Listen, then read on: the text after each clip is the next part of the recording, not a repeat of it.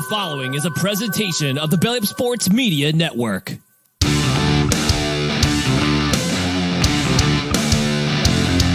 1420 Sports Bar Podcast, for beer of the sports talk and a whole lot more. Join host Brent Radlinsky as he bellies up to the bar and gets the conversations going that'll make you think you're sitting in your local watering hole. It's sports, beer, and shenanigans, so sit back, grab a few beers, and let's get in. All right, 1420 in the morning for this 30th day of November 2024. Today's show, as always, is brought to you by SeatGeek.com. The SeatGeek app, promo code 1420SEAT at SeatGeek.com today and save yourself $20 on your first purchase over there at SeatGeek. Time to start filling up those stockings for the Christmas season. Remember, we're part of the Belly Up Media Network. Go to bellyupsports.com for all their great articles and other great podcasts. I've actually got the No Credentials Required podcast on right now. I'm at down the homeland of Fort McLeod, Alberta right now. Santa Claus Parade weekend here in Fort McLeod. Be the 41st annual Santa Claus Parade in Fort McLeod. It's always a good time to see some old friends, reminisce, and everything going on back here in the small town of Fort McLeod. It's a long story that got behind this the parade here that I won't actually I'll tell.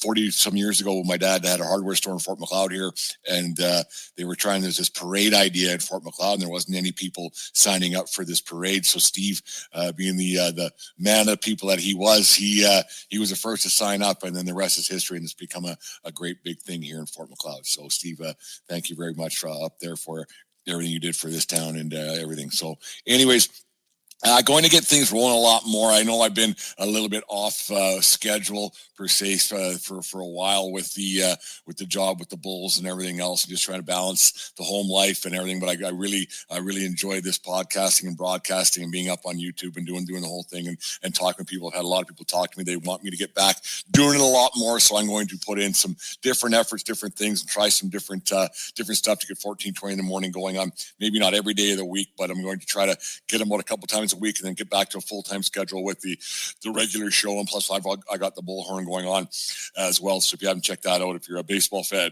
it's Southern Alberta, WCBL, Carter Clare, we had a nice interview, we had a nice talk the other day, got going with that. So I'm going to try to get things going again, the website, the articles, the things and all that stuff, get it up and going and get back to what I really, truly love is this broadcasting thing. But anyways, let's get into her right away here.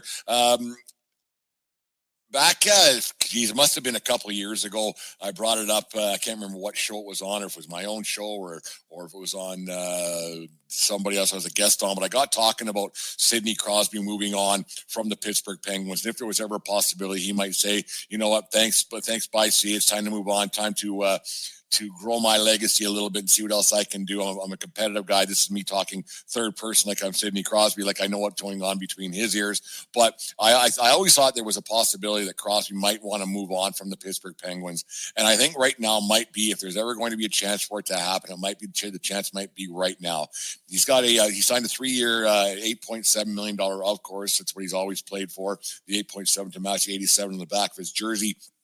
But I've always thought that Crosby, being the competitive guy that he is, he didn't get to where he's at by not being competitive. But being the competitive guy that he is, he might want to move on from a Penguins team is truly broken and it's not getting any better. Kyle Dubas, when he went there from the Toronto Maple Leafs, has not made that team any better. In fact, he may have made things a lot worse. I think that Crosby might be on his last legs in Pittsburgh, and it'd be his choice 100%. He's earned that choice. But I think that Sidney Crosby might want to rethink that contract and might want to rethink saying that I want to end my career in Pittsburgh. You can always go back, sign that one-day contract, which I truly hate as well. But it might be one of these situations where Crosby says, you know what?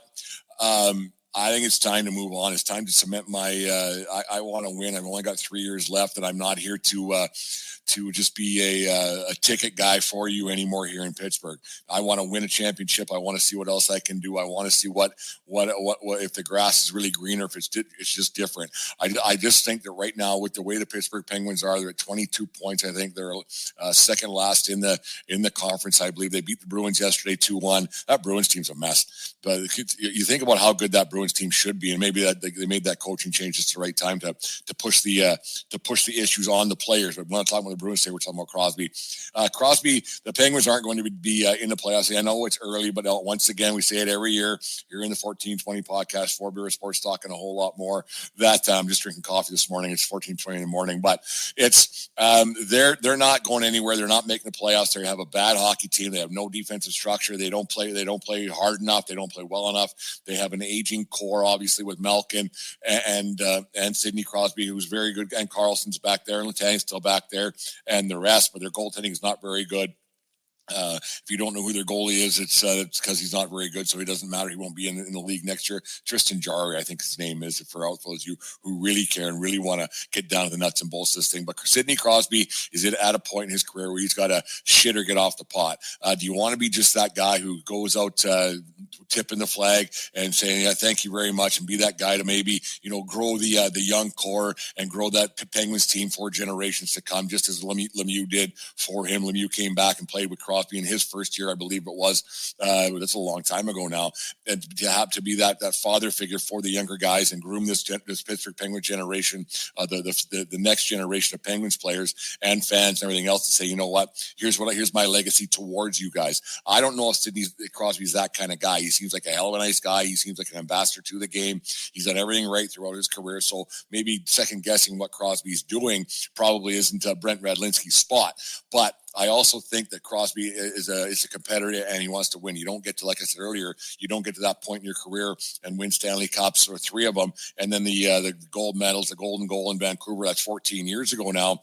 Coming up 15 years, actually, when we get to 2025, when the Olympics are in February. It's been 15 years since that happened. So that's a whole lifetime ago for a lot of people. And for a hockey player, it's quite astonishing, the age of 37, that Crosby, I think he's at 24 points right now. And so he's still a more than serviceable hockey player. He's a more than serviceable guy who can help out any team who's a little bit desperate or looking for that little bit of boost to get themselves to the promised land and win a Stanley Cup, or get to the finals, or get to, and you know exactly what I'm talking about, because the Oilers can't do it. How this team I'm going to talk about is going to, because it comes back to the Leafs. But I think that Crosby, I don't think he owes himself. I don't think he owes the league. I just think he kind of owes maybe a few people. Not owes, and that's probably not the proper term I'm looking for, but it would be kind of cool for hockey fans who've been watching Sid the Kid from back to his Rimouski days when he played junior hockey, to maybe see what else this guy can do, and see outside the Pittsburgh world, see if this guy can, maybe bring a team to the promised land. I think it'd be a great storyline for hockey fans right across the board. I don't think it's a negative thing if he was to leave Pittsburgh. I don't think it would be he's done all he could possibly do and then some. He saved that franchise just as Lemieux did before, but Lemieux had Jagger and Ronnie Francis and Tom Barrasso, and on it goes. I mean, I guess you could say that Malkin's been right alongside Crosby as well, but Malkin's not the polarizing figure. I think Malkin could go and help a hockey team too. I'm not sure what his dollar figure is a year, but I think he's still a great hockey player, a great big dude who could go and help a team a little bit. Not as fast as he used to be, obviously, but he's still got that grit, still got a little bit of meanness to him. Niet Soviet. Like, if anybody looked like a Bolshevik, and I'm not being derogatory at all, he looks like the old Russians of the back in the Central Red Army days of the 1980s and the late 70s, when those Russian boys they look like they're ready. They just got back from Siberia. But getting a little bit off track here. I would love to see Sidney Crosby go somewhere and help out a hockey team. And let's go right to the Toronto Maple Leafs. I would think that if that would be the icing on the cake and the canvas, the cherry on top, the whole bit of everything. If Crosby could go to Toronto and help them win a Stanley Cup and push them to the promised land, that team's close. If you look what that Toronto team has done the last few weeks without Austin Matthews, went 6-2. Yeah, they got smoked the other night, but it's bound to happen with that roster they're putting out there. And Mitchie Marner has been really good. Mitch Marner had a great interview. Seemed really mature. He's in the tail end of his contract too. But you think that a guy like Crosby, if he went to a place like Toronto and could pull something off and somehow end up pulling a Stanley Cup to them, man, oh man, he wouldn't have to buy Tim Hortons ever again. I mean, he obviously wouldn't anyways, because I think he's been the face of that franchise for a long time too, with the Tim Hortons hockey cards. But I think that they brought it up on Overdrive. That's where I caught this. But I think that Overdrive might have been listening once again to the 1420 podcast, For Beer Sports, talking a whole lot more, some past episodes, because I've been bringing this up for a couple of years where the Penguins haven't been very good. They haven't been doing anything, and Crosby's the guy that might be able to help out a lot of teams. There's been some talk where you might want to hook up with Nathan McKinnon in Colorado, where he's the Cole Harbor, Nova Scotia. They're both from there. Might want to hook up with a hometown guy and see if they can't bring Colorado another Stanley Cup. But I think the thing you got with the Leafs is that their championship window is closing a little bit. Not that they ever had a championship window open, but their window to win, I guess, is a better way of putting it, because you think that these guys are getting a little bit long in the tooth, but before you know it, they're 9, 10, 11, 12 years into their careers, and they've done nothing. And like, how many more years can they to keep licking the jar and lose in the second round and nothing happens? Could Crosby be the guy to make this happen for the Toronto Maple Leafs? And could Crosby be the guy to bring that ever-long championship that they've been looking for a long time? And I think the answer is yes. Would you have to give up some draft picks? Yep. Would you have to give up some prospects? Yep. Would you have to give up some guys that are on your roster right now? Yes, because you have to clear salary space. So there would be some there would be some juggling, obviously, that would have to get done, and there would have to be some changes made to the Leafs' way of doing things. But I think that if they strike while the iron's hot, and the iron ain't going to stay hot forever. So I think going out and getting a guy and at least having the knock on the door, and because Dubas, I don't know if it's a good relationship, because Dubas left on not the greatest of terms with the Leafs, but he has a relationship with the brass of the Toronto Maple Leafs, and can go knock on the door and say, hey, we're not offering this to anybody else. This is between me, you, and the walls. What do you got? If I was to let's start the conversation, and Crosby would have to okay this whole thing. I understand that, and he's earned that right 100%. But could you possibly have a situation where Dubas just goes, I'm going to go and go behind Sid's back a little bit, not in a nefarious way, not in a rude way. Could you have a guy? Could Dubas, the GM, go and knock on his old boss's door and say, "Hey, Shanny, Brennan, whatever you want to call him, what do you got for? Let's explore the opportunity where Sidney Crosby becomes a Toronto Maple Leaf. Let's explore the opportunity that he comes. He's might be the guy that's because they don't need to sell tickets, they don't need to sell merchandise. That's not the thing. Could this guy be the guy to get you past that second round that you haven't gotten past in how many years? Could Sidney Crosby? It's not a guarantee. It's not a guarantee, but Crosby would definitely bring them closer than the roster that they have now. This is all podcast speak. This is all just hypotheticals. But if he was to knock on their door, what would it take? Because it's going to take some money. It's going to take some juggling. It's going to take some prospects. It's going to take some draft picks, and on it goes. But if the Leafs don't at least acknowledge this situation, if they don't at least listen to what Dubas has to say, they're fools. Not to say they haven't been foolish for how many years, but if they're to not even explore the opportunity might be a mistake on their end, and a closed mouth never gets fed. And I think this is a situation where I think the Leafs have to, if Dubas was to come and knock, and they would have to say, hey, let's talk, let's get this deal done, let's see what we can do, all behind closed doors, all be quiet about it, because Crosby's been nothing but a great ambassador to the game of hockey, to the people of Pittsburgh, on and on it goes. Would Crosby have to initiate these talks? Maybe. Should Crosby initiate these talks? Yes. But I think that if the Penguins brass were to go about doing this, it might put a sour taste in Crosby's mouth. So it would have to be a very fine line how this was all put together. Because if you don't want to piss off your star, you don't want. It took me till 9:33 in the morning on Saturday morning to swear for the first time. Is that even still a swear word? I don't even know.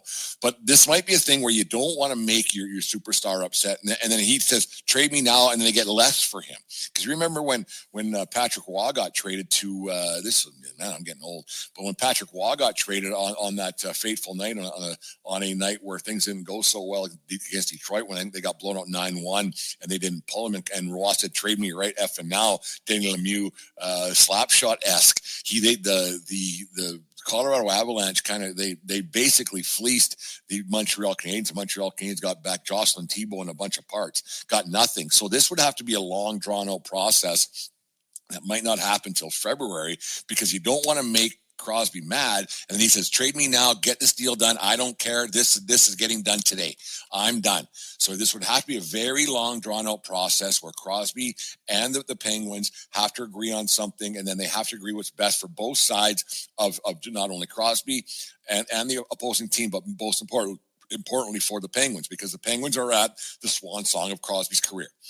So this would have to be a very, very cohesive, undercover, how you would keep this kind of a cloak and dagger, kind of a 007 situation quiet for everybody would be very tough to do. But Crosby has been very, very quiet throughout his career. Hasn't gotten in any trouble. Hasn't done anything wrong. Hasn't been he's the Derek Jeter of the National Hockey League, and so he hasn't caused any problems. He hasn't gotten himself in problems. Never in the tabloids. Never on Twitter. Never on this and that. So if anybody could possibly do it, it is Sidney Crosby that would probably be able to keep this quiet and get this deal done.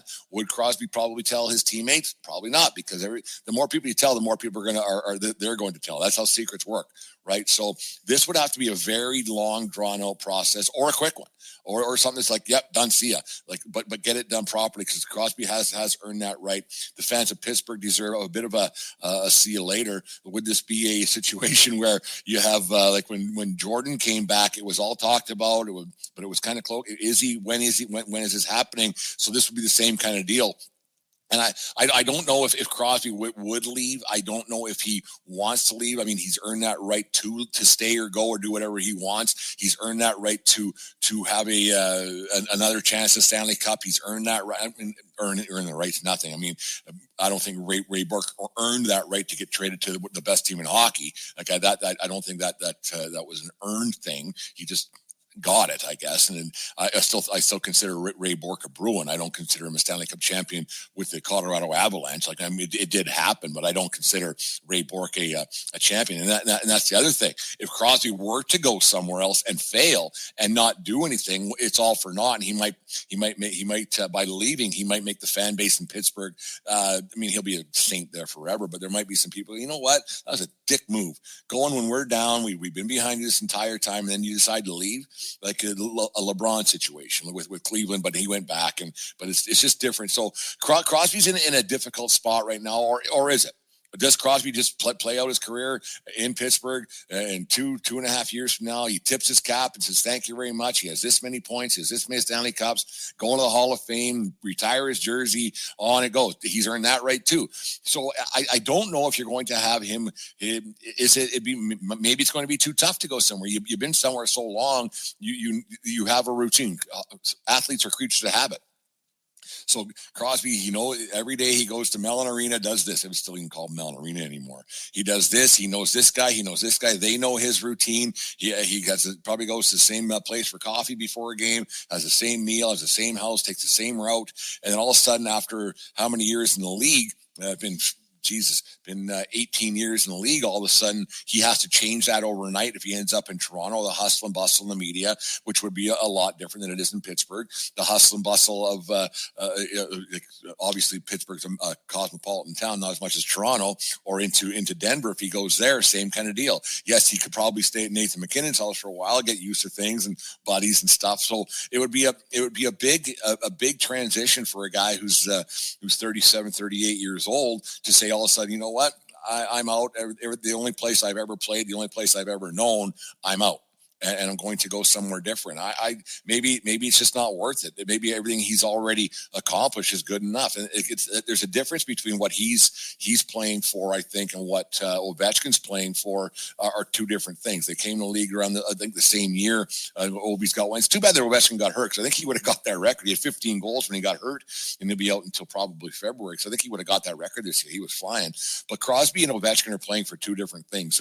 Crosby's been, I think he's always been a team guy. guy, win first. My stats will get you there kind of a guy. My stats will improve it. My stats will, if I do well, then the team's going to do well. He's been an assist guy, whereas Ovechkin's he's always loved scoring goals, even at the age of 38, 39, whatever he is now, and he's scoring goals here. It's like he did when he was 21. So it's going to have been the same thing. And Ovechkin got that Stanley Cup a few years ago.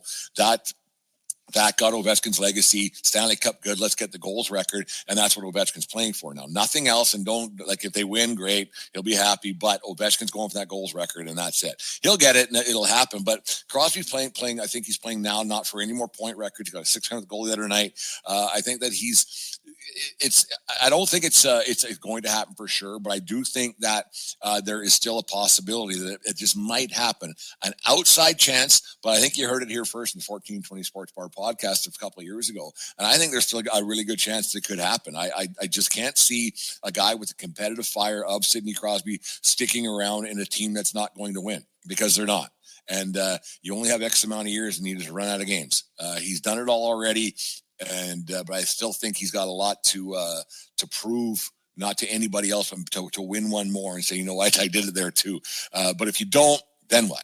He kind of because Iginla, I don't want to say he tarnished his legacy by going and chasing a cup, and then it didn't happen. He would just stayed in Colorado, or then he went to the Bruins.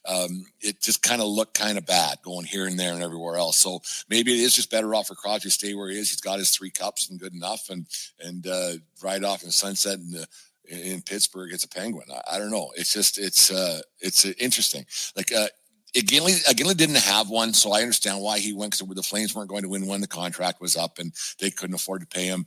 But Crosby's got a contract for 8.7, which is manageable. I mean, it's not a huge dollar. I mean, it's not 14 million, 15 million bucks. It's 8.5. But I think I don't know. I think there's an outside chance that Crosby rides. He moves on to somewhere else and wins the Stanley Cup somewhere. Because I'd take him. If I was the Leafs, I'd explore it. I really would. You have to move players and some prospects, but like I've always said, prospects are just players till they prove something, and you have a proven commodity in Sidney Crosby. You go and get him. He's a proven player. Will he look good in blue and white? I don't know. I don't know. It'd be odd, but he wouldn't hurt that team. He would not hurt that team. And boy, oh boy, it'd be exciting to be a Leafs fan come playoff time, because he might bring them to the promised land. He's still that guy. The leadership that he has, he still wants to win. He's still good enough to get it all done. And he'd help that Toronto Maple Leafs team in spades. And they're close. I know I say this every year, but I think the Leafs are really close, and Sidney Crosby might be that guy to put him over the edge. Anyways, American Thanksgiving yesterday. There's not many things that I'm jealous of being Canadian to post, or being American to post a Canadian. Like I love Canada. I absolutely adore this country. I think it's the greatest place in the world to live. My dad always said, when you're born in Canada, you've won the lottery. And I totally agree with what Steve said many, many years ago. But there's a few things that I'm jealous of. I think I talked about it before. But being a sports fan, a sports dork that I am, and following everything that the way I do, I love the way that their sports, their college sports, their professional, everything, the way that people get immersed in it, and they get a little overboard at times, but I quite enjoy the whole thing. And the only thing that would make American Thanksgiving better is somehow there was baseball, but because the way they do it yesterday, they had all day hockey down in the States for the Thanksgiving weekend, obviously. And then Thursday, obviously they have the NFL games on Thanksgiving Day, and then college, the rivalry games are happening right now. And just the way they do it, it makes me really jealous all the time. The way it's just nonstop sports action, wall to wall, from basically Wednesday night to there's stuff going on to tomorrow with the NFL wrapping up their week 106 or whatever it is right now. And yeah, I'm starting to think that this Chiefs thing, it's too obvious now. The refs are in the back pocket. I'm not a conspiracy theorist when it comes to this, but right now I'm kind of thinking that this is a thing with the Kansas City Chiefs after that game yesterday. But anyways, there's one thing that I'm jealous of, and especially it's American Thanksgiving. The way they do it up, it's a 4, 5, 6 day weekend. It gets going, and then they just don't stop. Beers are flowing. I've had the fortunate enough opportunity three times, I think, actually, to go down to watch the USC Notre Dame game. One of the best rivalries in college football. Still, I know USC's is, and we'll get to that in half a second. USC's on a down year once again, but Notre Dame's Notre Dame. They're a national recognized, nationally ranked, national prominence. It's huge all over America. So you get to watch two-story franchises. I'll call them franchises. Two-story programs. I guess the right way of saying it, with Notre Dame and USC. And like I said, I've been down a few times. It's such a great atmosphere. Barney's Beanery before the game. It's in Hollywood there. It's a bar. Been a few times. They really enjoyed my company. The people I was with, they enjoyed their company as well. We had a good time, and just the way the people wearing their jerseys and having a good time, and really it's really refreshing at times. Sometimes when you go to a game, sometimes people's emotions get the best of them. They get a little bit rambunctious, get a little bit too rah and but Thanksgiving weekend down there, everybody seems to be in a really good mood and having a good time, and family and friends and people you may not have seen before, you'll never see again, but there's a camaraderie that Americans have, and it's too bad they couldn't have that all year long. There's my shot at America right there. It's too bad they couldn't be like that all year long. They should try to have Thanksgiving all year long in the States. I could do with all the Black Friday commercials, but the Americans, you guys should really try to be like you are on Thanksgiving weekend all year. Give it a shot. Just a thought. But it's great. I'm going to watch the USC game today after the Santa Claus parade here in Fort McLeod, the USC Notre Dame. It's always a fun game, and the history of that one's always good to watch. And then obviously Auburn and Alabama. Down year for Alabama. They still might find a way to get in. USC, well, it's just I get a laugh. Like Aaron tries to poke me. Aaron from Brutally Honest Sports, got to get him back on again. He always tries to poke me about USC and how they are and how bad they are, and on it goes. And it's just quite funny. Like it's that game at Penn State that went to overtime, and USC's had they're 6-5 this year. Obviously not good enough. 3-point loss to Michigan, game that they should have won. Couple tackles, and they should have won that game. I was actually watching that game with my father-in-law. I think it was his birthday that weekend. We watched that game, and a 7-point loss to Minnesota, 3-point overtime loss to Aaron's Penn State Nittany Lions. So I'm still people who cheer for Penn State. We got to have a talk. There's a morality clause in there somewhere. There's still a morality clause. I know it's been a lot of years since it all happened and since it all went down with Paterno, but I still think there's morality clause in there. 1-point loss to Maryland, a 5-point loss to Washington. So, like 5 losses by 19-point total. Like it's just one of those things. But you know what? If you're good, you win those games. You win those games. And that's just it. Like if you're a good team who's contending for a championship, and you have something going on, you win those games. You win those one possession games, and they didn't. So you know what that tells me? They're poorly coached, and they're just not good enough. And that's what USC has been for a long time. They're just not good enough.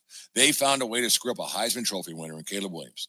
And what was with Williams on Thanksgiving Day not calling that timeout for the Bears? And I'm sure my brother-in-law was just freaking out about that. Like that was bad quarterbacking.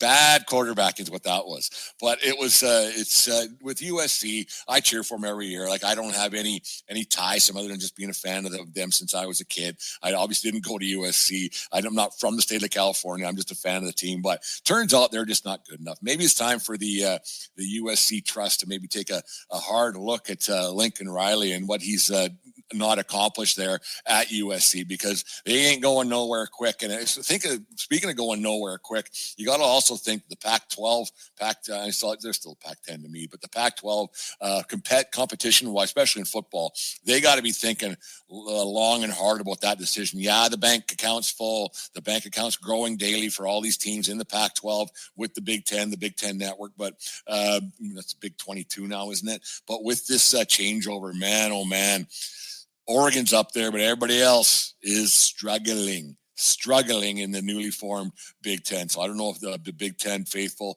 and the powers that be in the Pac-12 knew it was going to be this bad. I'm not sure what it is in the other sports. I'm sure they'll do fine in baseball. I'm sure they're doing fine in water polo. I'm sure they're doing fine in other sports. But even in basketball, who knows how that's all going to turn out. I don't like it. I'm when it comes to college sports, I'm a traditionalist kind of guy. It's just these teams play these teams every year on this date, and I don't like it. It's only 1 year in, and I have no choice but to change my way of thinking. Or actually, you know what? I don't. I don't have to change my way of thinking. I'm at that age where I don't have to change my way of thinking. So it's too bad that money had to get in the way of that tradition and the way the games are played and who plays such games. I'm glad they got to keep the USC Notre Dame game in, just the way that all turns out. And they were allowed to keep their tradition games and their rivalry games, because that's very important in college football. It's going to be interesting to see the big game today with Michigan and Ohio State. Obviously, Michigan's having a down year. They can't blame. They finally got it done last year, but it's going to be interesting to see that one. One of my greatest football memories was on another American Thanksgiving. Went to the Sycamore Tavern and rolled by this bar at 10 in the morning. It was 9 in the morning Pacific time, and we were heading to the USC game, and this place was going crazy. And it turns out it was an Ohio State bar in Hollywood, and it was a great time. Sat there and watched the game, and boy, oh boy, they were getting into it bright and early and having a good time watching the Ohio State Buckeyes beat the Michigan Wolverines. It was a great atmosphere there in Hollywood, California. That's 7 years ago now. I have to get down there again soon. But anyways, there's my advice. There's my tip of the morning here, 14:20 in the morning, 14 minutes, a little bit longer, but I guess I got a lot to say. But interesting to think about that. But there's my tip to you, America. Here's my tip. Try to be like you are on Thanksgiving weekend all year long. All year. We all should. Canadians, we come close. We come closer. But Americans should just give it a shot. If you can do it for 5 days straight, try it the other 360 days a year. Anyways, there's my thoughts and shots from 14:20 in the morning. Brought to you by SeatGeek.com, the SeatGeek app. Use promo code 1420 SEAT, SEAT, SEAT as in SeatGeek, and save yourself $20 on your first purchase. Gonna have a little word from our friends over there at Righteous Felon, and I'll come back to my Baseball Hall of Fame picks right after this. Righteous Felon Craft Jerky is the official jerky of Belly Up Sports. For over a decade, Righteous Felon Craft Jerky has led the American meat snack revolution by concocting delicious, adventurous, U.S.-sourced jerky recipes for uncompromising carnivores across the country. With 15 different flavors to choose from, Righteous Felon has all jerky lovers covered, and by using promo code BELLYUP, you will get 15% off your purchase at RighteousFelon.com. Do your taste buds a favor today and rip into a bag of Righteous Felon Jerky.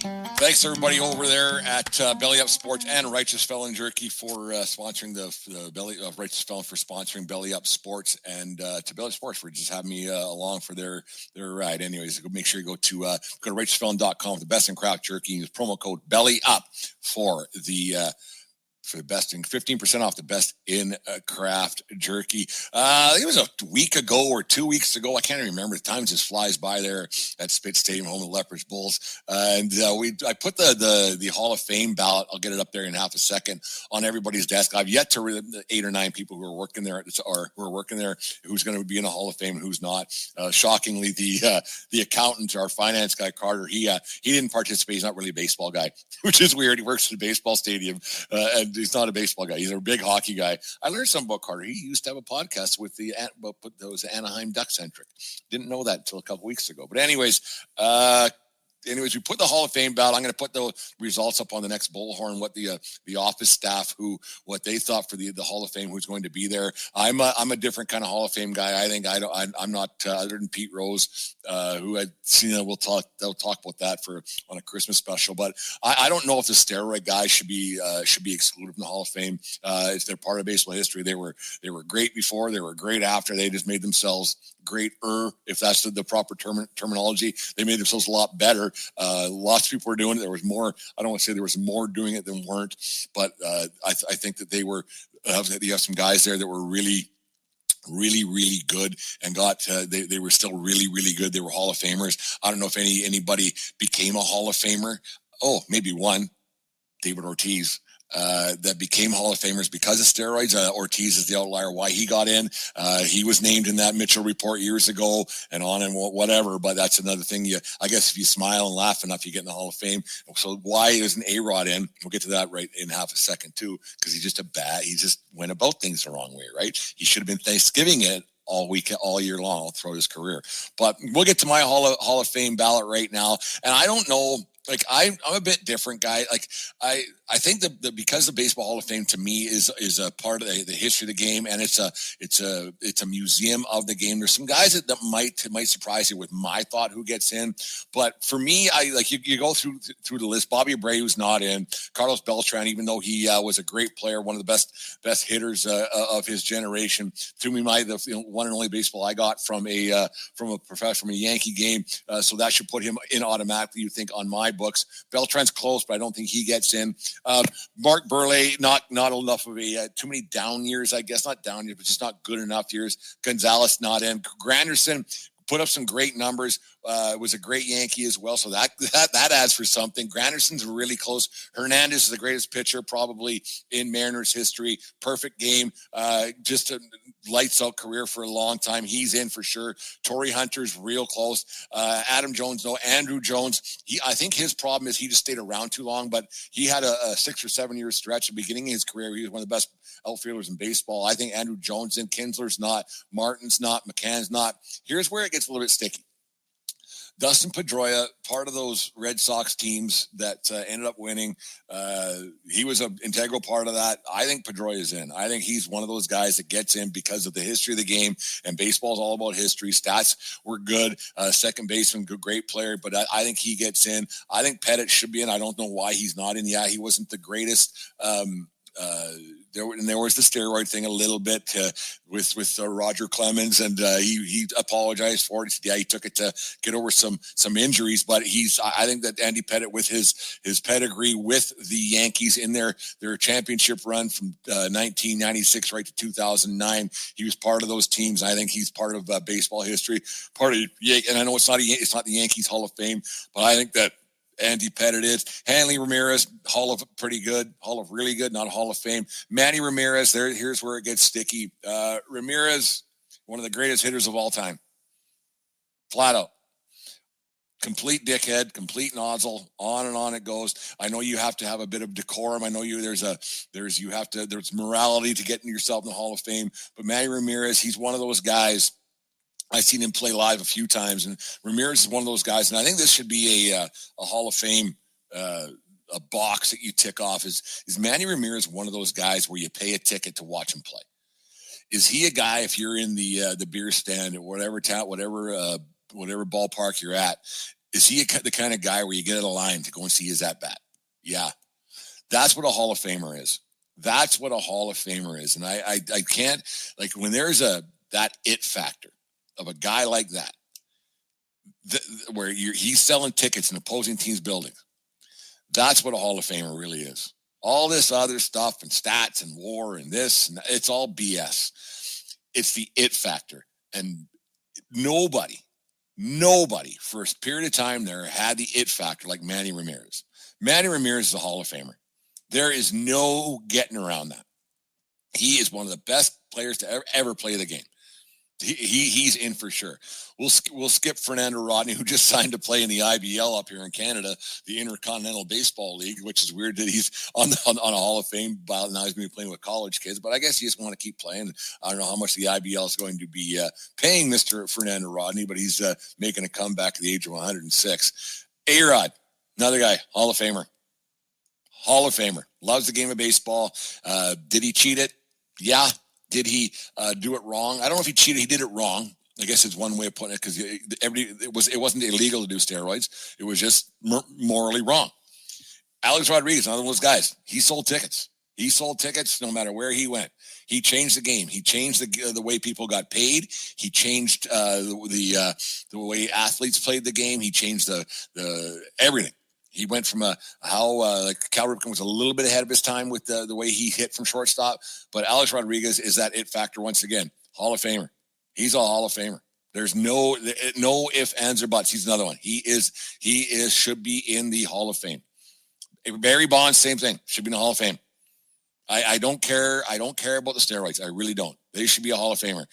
French, let's get to some other guys. It's getting a little bit long here. I got a parade to go watch, you guys. Jimmy Rollins, great player. Not a Hall of Famer. CC Sabathia, he's a Hall of Famer. That stretch he had before he went to the Yankees, when he went to Milwaukee, and I know one season or 1 week a season does not career does not make, but that stretch he had with the Brewers when he got traded over there, he was unbelievable. It was unbelievable what he did, and he did that throughout his career with the Yankees as well. CC Sabathia is one of those guys, sold tickets when he was playing. Sabathia is a Hall of Famer. Suzuki, there's Ichiro, there's no doubt about that. One of the top 5, top 10 baseball players of all time. Suzuki's in. Tulowitzki was on a Hall of Fame path. Man, he was good.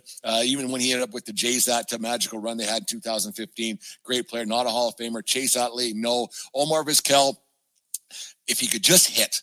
But Vizquel's glove was second to none. Probably one of the greatest fielders, top 5 fielders of all time. Wagner should be in. Wright's not. Zobrist's not. So there's my list. I'm putting in off this list. I'm putting in Felix Hernandez, Andrew Jones, Dustin Pedroia, Andy Pettit, Manny Ramirez, Alex Rodriguez, CC Sabathia, Ichiro Suzuki, and Billy Wagner. There's my Hall of Fame picks for the 2025 Hall of Fame voting ballot. I think it comes out next Saturday is when they unveil who gets in. So maybe we'll do a show after that, and we'll talk about who got in, who was right, who was wrong. I think I was right. My picks weren't awful at all. Anyways, there's 14:20 in the morning. It's a little bit longer than 14 minutes, 20 seconds worth of sports talk to get your day started off right.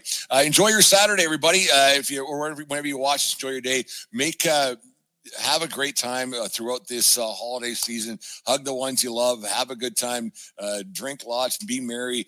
Try to be Thanksgiving-ish all the time, because it's a lot easier on the earballs and the bones. But anyways, 14:20 in the morning, brought to you by Righteous Felon and by SeatGeek.com, the SeatGeek app. Use promo code 1420SEAT over there at SeatGeek and save yourself $20 on your first purchase. It really helps support the show as well. Subscribe to our YouTube channel, or go to our social media stuff, getting a lot more stuff up there. Go to the 1420sportsbar.com. It's like a running ad here. Gonna get some more articles up on there again. Lots more things going on. I really love doing this, so I gotta get back, finding some time to do all this stuff again. Kind of got to wait myself a little bit. I got a little bit self-entwined with my job, which is my job, but I'll find a way to juggle it all and get some help and maybe recruit some people and get it going again. So I really enjoy getting this out there for you guys, and it's been a passion of mine for a long time. Anyways, the 1420 Sports Bar Podcast, 4 Beer Sports Talk, and a whole lot more. Take care of each other. More important, take care of yourself and be around. Keep a stick on the ice. Don't swing at high pitches. And remember, as always, it doesn't matter where you are. It's who you're with. Enjoy your Saturday, folks, and we will talk to you again Sunday morning. Sunday morning.